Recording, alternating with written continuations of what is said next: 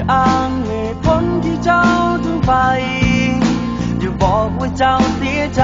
ที่เจ้าเลือกคนใหม่คนนั้นคนที่ควรเสียใจมันควรจะเป็นคอยหลายกว่าอย่าห้องให้เสียน้ำตาทำเหมือนว่าเจ้ายังห่วงกันอย่ากังวลไปเลยว่าคอยจะเป็นจะตายเมื่อพาเจ้าไป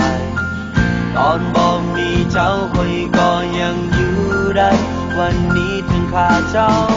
ไปปล่อยคงบอกตาย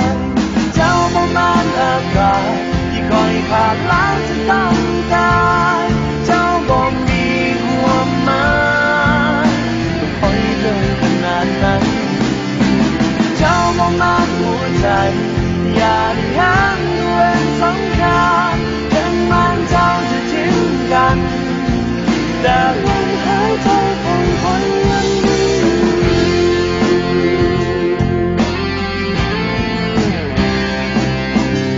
บอกพยายามทำใจยอมรับมัน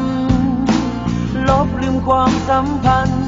เก่าๆที่ยังฝังใจมือจะเลือกทางใหม่ที่ได้ที่เจ้าทุกอย่างก็อย่าให้ความหวังอะไรเอาวอนกันแบบนี้จะอย่ากังวลไปเลยว่าปล่อยจะเป็นจะตายเมื่อพาเจ้าไปตอนบ่มีเจ้าก็ยังอยู่ได้วันนี้ถึงข้าเจ้าไปปล่อยคงบอกได้เจ้าประมาณอากาศที่คอยขาดแล้วจะต้องการเจ้าบอกมีความหมายปล่อยเดินขนาดนั้นเจ้าประมาณหัวใจอย่าได้ห้ามด้วยสำคัญถึงมันเจ้าจะทิ้งกันแต่ลมหายใจของใครยังมีอยู่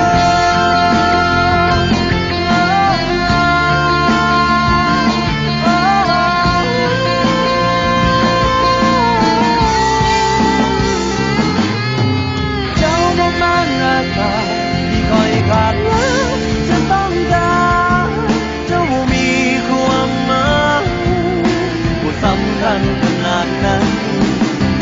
เจ้าประมาณหัวใจอย่าได้แห้งด้วยสำคัญถึงแม้เจ้าจะทิ้งกัน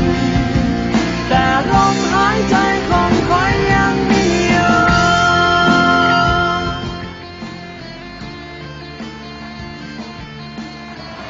จะพูดตายแล้วเหรอเคยได้แฟนกับทีนึง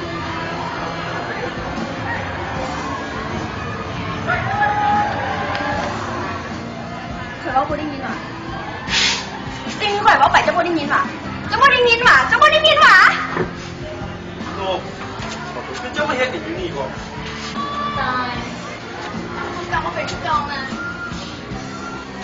เรื่องของใครของเจ้าเราจบแล้วแล้วเจ้าคงประสงค์ว่าจะไม่เห็นแบบนี้อีกและลมหายใจ